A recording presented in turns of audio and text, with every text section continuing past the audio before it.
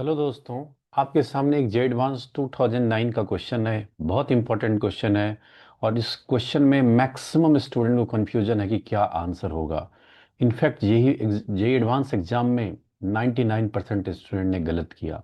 और इसका यूट्यूब पे सोल्यूशन आप देखने जाएंगे तो बहुत सारे बच्चे का उसमें कमेंट रहता है कैसे हो गया। तो चलिए आइए आज हम इस मिस्ट्री को सॉल्व करते हैं। तो क्वेश्चन रीड किया जाए।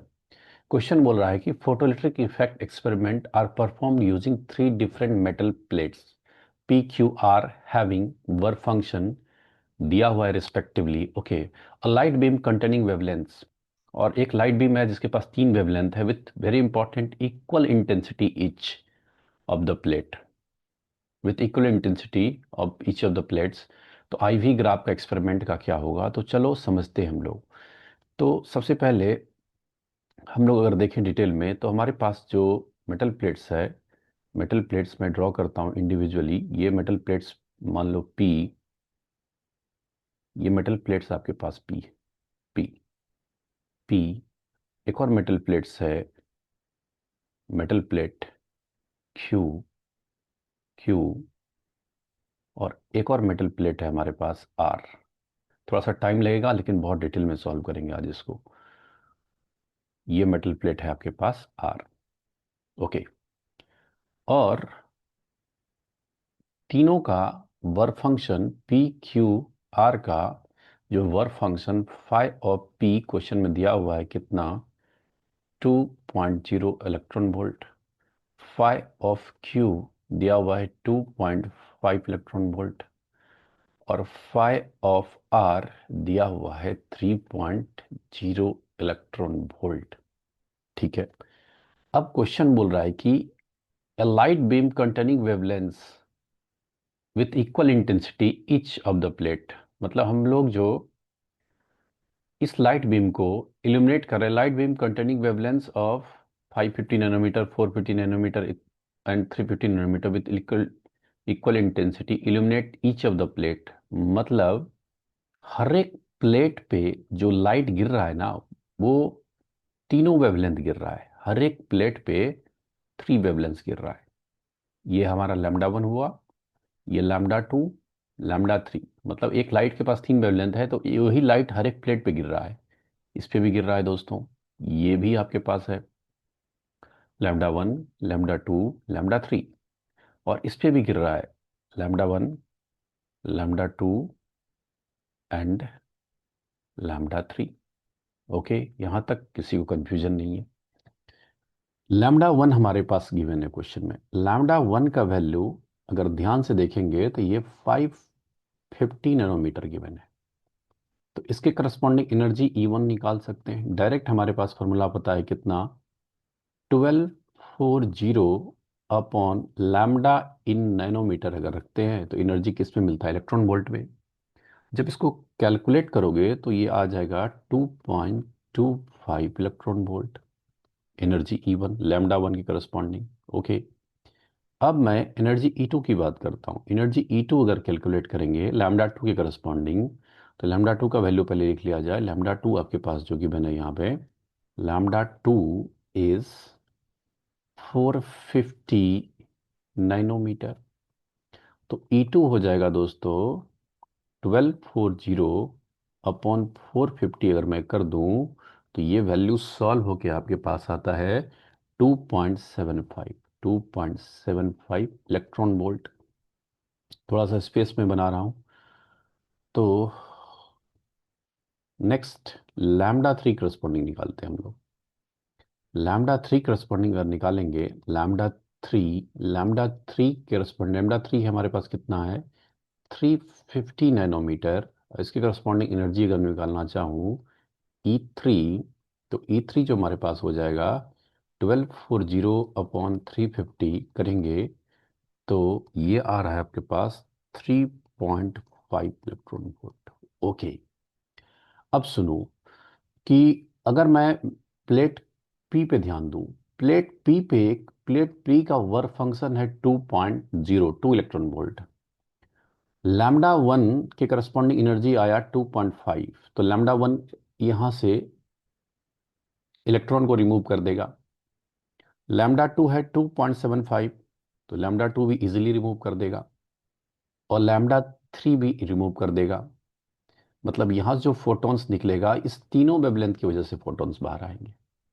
इस प्लेट क्यू पे देखेंगे तो क्यू का वर्क फंक्शन है 2.5, तो एनर्जी E1 जो है वो तो निकाल नहीं पाएगा, लैम्डा 1 नहीं निकाल पाएगा, लैम्डा 2 निकाल पाएगा और लैम्डा 3 निकाल पाएगा।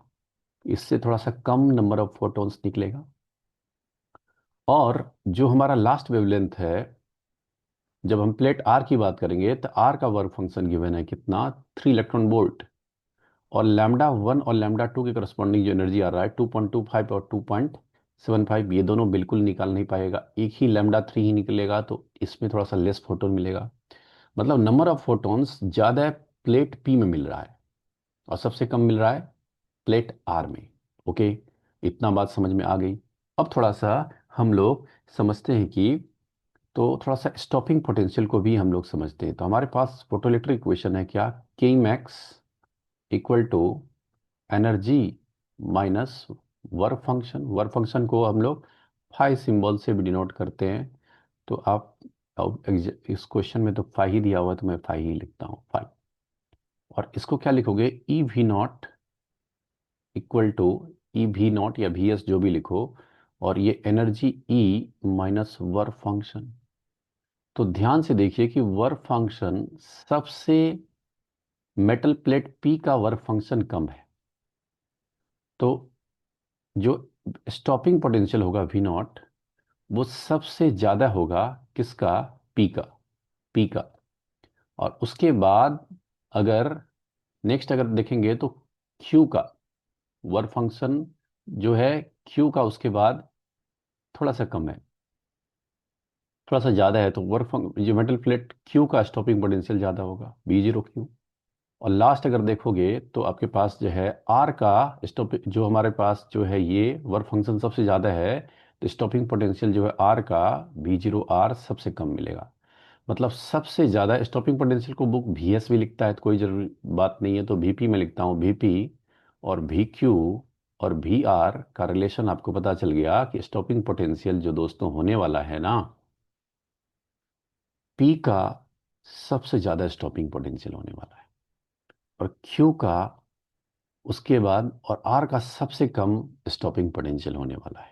ठीक है, इतना बात हमें क्लियर है ग्राफ से। अब अगर देखा जाए तो स्टॉपिंग पोटेंशियल अगर मैं बात करूं, तो यहाँ पे ये P का स्टॉपिंग पोटेंशियल है, और यहाँ पे क्या है, Q का स्टॉपिंग पोटेंशियल, और ये है R का स्टॉपिंग पोटेंशियल VR।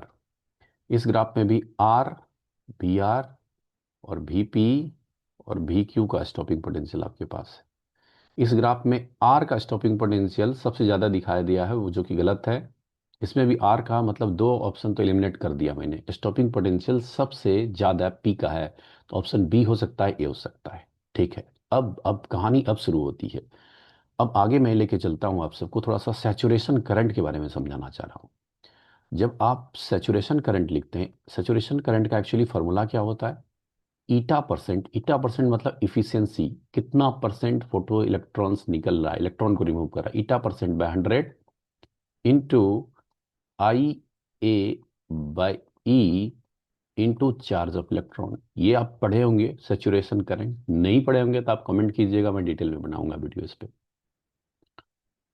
तो अभी दोस्तों क्वेश्चन ने बोला कि इंटेंसिटी सर सेम लीजिए, तो सबके लिए इसका इंटेंसिटी सेम का मतलब ये जरूरी नहीं है कि जो हमारा सैचुरेशन करंट भी सेम हो जाए। बहुत सारे बच्चे का कंफ्यूजन रहता है, इंटेंसिटी सेम का मतलब ये फाइनल वाला लाइन सेम होना चाहिए, बिल्कुल गलत बात है। आपको एनर्जी भी देखना पड़ेगा, एनर्जी का भी फैक्टर देखना पड़ेगा। ठीक है, तो सेचुरेशन करंट के बारे में थोड़ा सा चलते हैं अगले पेज पे, और इसको थोड़ा सा और डिटेल में समझते हैं। तो सेचुरेशन करंट जो हमारे पास आ गया, आई एस का फॉर्मूला आ गया क्या, eta percentage by 100 into IA by E into charge of electron. अगर सेचुरेशन करंट प्लेट पी के लिए निकालेंगे ना आप, तो मान लेते हैं कि इफिशियंसी हर एक प्लेट का सेम है, ईटा परसेंटेज बाय 100, और आई भी सेम है, intensity same, area of cross section same रखा है, charge of electron same. But plate P पे ना, पी पे तीनों वेवलेंथ इलेक्ट्रॉन्स को बाहर निकल रहा है, तो तीनों का एनर्जी का कंट्रीब्यूशन होगा, तो 1/E1 plus 1/E2 plus 1/E3 करेंगे आप। ठीक है, तो इसको और अच्छे से सॉल्व करना चाहो तो ईटा परसेंटेज बाय 100, और यहाँ पे IA और E को आप मल्टीप्लाई रहने दीजिए, और यहाँ पे आप लिखेंगे तो 1/E1। E1 आपके पास कितना आया है, अगर ध्यान से देखेंगे तो E1 था 2.25 electron volt, plus 1/2.75 electron volt, plus 1/3.54 electron volt आया है। तो ये सेचुरेशन पी पे मिलेगा, IS सेचुरेशन करंट पी पे। ओके, नेक्स्ट सेचुरेशन करंट अगर मैं क्यू पे निकालना चाहूँ, प्लेट क्यू का सेचुरेशन करंट कितना है, तो ईटा परसेंटेज बाय 100 तो ये रहेगा ही, और जो टर्म है IA × E तो ठीक है, और हमें पता है कि प्लेट क्यू पे दो ही वेवलेंथ λ2 और λ3 ही निकाल पा रहा है, मतलब हमारा E2 और E3 का ही हमारा कंट्रीब्यूशन होगा प्लेट किस पे, तो क्यू पे, तो 1/E2 प्लस 1/E3। क्लियर। तो दोस्तों यहाँ से सेचुरेशन करंट प्लेट क्यू पे अगर निकालेंगे तो ये आ जाएगा ईटा परसेंटेज बाय 100 IA E, और 1/E2 आपके पास पता है 2.75 इलेक्ट्रॉन वोल्ट, और प्लस 1/3.75 इलेक्ट्रॉन वोल्ट। मैं एक रफ आइडिया आपको दे रहा हूँ सेचुरेशन करंट का, कैलकुलेशन पूरा नहीं करेंगे क्योंकि ऑब्जेक्टिव एग्जाम है, इंटीजर टाइप है नहीं कि पूरा आंसर मिलाएंगे हम लोग। नेक्स्ट सेचुरेशन करंट अगर मैं प्लेट आर के लिए निकालना चाहूँ तो अगेन ईटा परसेंटेज बाय 100, और IA/E, और इनटू हो जाएगा सिर्फ और सिर्फ सेचुरेशन करंट E3 का ही कंट्रीब्यूशन चल रहा है, E3 कंट्रीब्यूशन करेंगे तो IS सेचुरेशन करंट आ गया ईटा परसेंटेज बाय 100 IA/E, और 1 जो हमारा E3 है 3.75 इलेक्ट्रॉन वोल्ट है। तो कहने का मतलब ये सेचुरेशन करंट आपको आया है किसका, प्लेट पी का आया है saturation current. Next saturation current यहाँ पे आया है आपका किसका, प्लेट क्यू का, कैलकुलेशन आप करेंगे, और ये सेचुरेशन करंट आया है प्लेट आर का। ठीक है दोस्तों, तो जब आप कैलकुलेशन करेंगे तो आप पाएंगे कि सेचुरेशन करंट सबसे ज़्यादा प्लेट पी का सेचुरेशन करंट आ रहा है, उसके बाद सेचुरेशन करंट सबसे ज़्यादा उसके बाद क्यू का आ रहा है, और सबसे कम सेचुरेशन करंट किस में मिल रहा है, आर में मिल रहा है, सेचुरेशन करंट आर में मिल रहा है। ठीक है, तो अब दो ग्राफ को इलिमिनेट करना है मुझे। सेचुरेशन करंट समझिए, सेचुरेशन करंट क्या होता है, सेचुरेशन करंट हम ग्राफ में कैसे दिखाते हैं। कोई भी ग्राफ अगर मैं ट्रेस करता हूँ IV ग्राफ, तो ये ग्राफ कुछ ऐसा होता है, इंटेंसिटी गिवन इंटेंसिटी पे सेचुरेशन करंट इसको बोलते हैं, ये आपका maximum current IS saturation current, और ये हमारा करंट वर्सेस वोल्टेज का ग्राफ है, और ये हमारा स्टॉपिंग पोटेंशियल होता है। अभी जो सिचुएशन है ना, उसमें तीनों ग्राफ का इंटेंसिटी तो सेम लिया, बट सेचुरेशन करंट सबसे ज़्यादा पी का है, और स्टॉपिंग पोटेंशियल भी सबसे ज़्यादा दोस्तों पी का ही है, पी का ही है। तो इसका मतलब नेक्स्ट ग्राफ जो हमारा, ये तो मैं ले लो, मैं मान लो कि आर के लिए मैंने ड्रॉ किया, तो नेक्स्ट ग्राफ मैं यहाँ पे ड्रॉ कर रहा हूँ, तो अगला ग्राफ जो होगा कुछ ऐसा होगा, इसका सेचुरेशन करंट थोड़ा सा ज़्यादा है उससे, ये सेचुरेशन करंट IS क्यू का, और नेक्स्ट ग्राफ हमारे पास है पी के लिए, पी के लिए सबसे ज़्यादा सेचुरेशन करंट, तो सबसे ज़्यादा सेचुरेशन करंट यहाँ पे मिल रहा है। इंटेंसिटी सेम है, इंटेंसिटी सेम है, इंटेंसिटी सेम का मतलब ये नहीं कि सेचुरेशन करंट सेम हो जाए, तो बुक्स में बहुत सारे ये ग्राफ गलत होते हैं।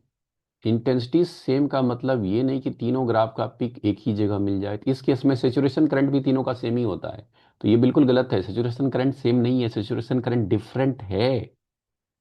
तो अगर मैं ऑप्शंस पे जाऊं तो ये हमारा आर का है, ये आपका क्यू का है ग्राफ, और ऊपर वाला ग्राफ आपका पी का है, पी का है। क्लियर दोस्तों। तो अगर ऑप्शंस की बात करूं तो अगर ऑप्शन देखेंगे तो एक ही ऑप्शन है, ऑप्शन बी रूल आउट हो गया, क्योंकि उस सब का सेचुरेशन करंट सेम ही आ रहा है। जो कि पॉसिबल नहीं है। इंटेंसिटी सेम का मतलब ये नहीं कि फाइनल लाइन सेम हो। तो आपको सेचुरेशन करंट भी देखना होगा। क्लियर? तो ऑप्शन ए हमारा करेक्ट रिप्रेजेंटेशन है। तो उम्मीद करूंगा कि आपको सॉल्यूशन समझ में आया होगा। कोई भी डॉट हो तो आप कमेंट में लिख सकते हैं, और कोशिश करूंगा आपके डॉट को सॉल्व करने के लिए। मिलते हैं अगले वीडियो के साथ, तब तक के लिए बहुत बहुत धन्यवाद।